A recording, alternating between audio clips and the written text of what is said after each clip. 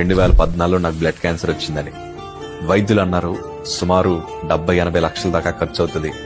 ఈ మాట చెప్పగానే ఒకరోజు ఒక క్రిస్టియన్ ఛానల్ వాళ్ళు నా దగ్గరికి వచ్చి, అయ్యా నీకు ధనం రావాలంటే ఒక వీడియో చేయాలన్నారు. ఆ వీడియో చేస్తున్నప్పుడు నా మనసు ఎలా అయిపోయిందంటే చాలా దుఃఖం చేత నింపబడింది. ఎందుకంటే నా గత జీవితంలో చాలా హుందాగా బ్రతికాను. 2013 తెలంగాణ పోరు వచ్చినప్పుడు నేను మా ఈస్ట్ గోదావరి స్టూడెంట్ చేసి కన్వీనర్ గా చేశాను.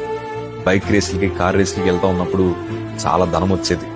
కానీ ఈ రోజు ఎలాంటి పరిస్థితి వస్తుందని అన్నడూ ఊహించలేదు. నా 2 చేతులు జోడించి కెమెరా ముందు అన్నాను కదా, అయ్యా నాకు బ్లడ్ క్యాన్సర్ వచ్చింది, ఎవరన్నా సహాయం చేసేవాళ్ళుంటే ముందరికి రండి. మా హాస్పిటల్ ఖర్చులకి, నా మందుల ఖర్చుకి మా దగ్గర ధనం సరిపోవట్లేదు. ఎవరన్నా దానం చేసేవాళ్ళుంటే నాకు ధర్మం చేయండి అయ్యా అని నోరు తెరిచి అడుక్కున్న రోజు నాకు ఇంకా జ్ఞాపకం ఉంది.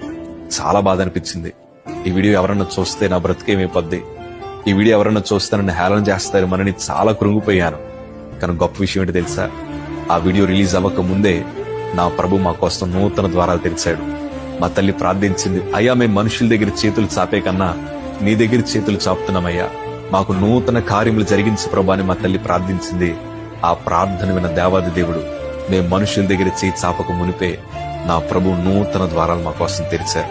ఈ రోజు నేను అంటాను, ఈ వీడియో చూస్తున్న మీ అందరి అవసరతలు నా ప్రభు తీర్చబోతున్నారు. ఎవరి దగ్గర చేతులు చాపాల్సి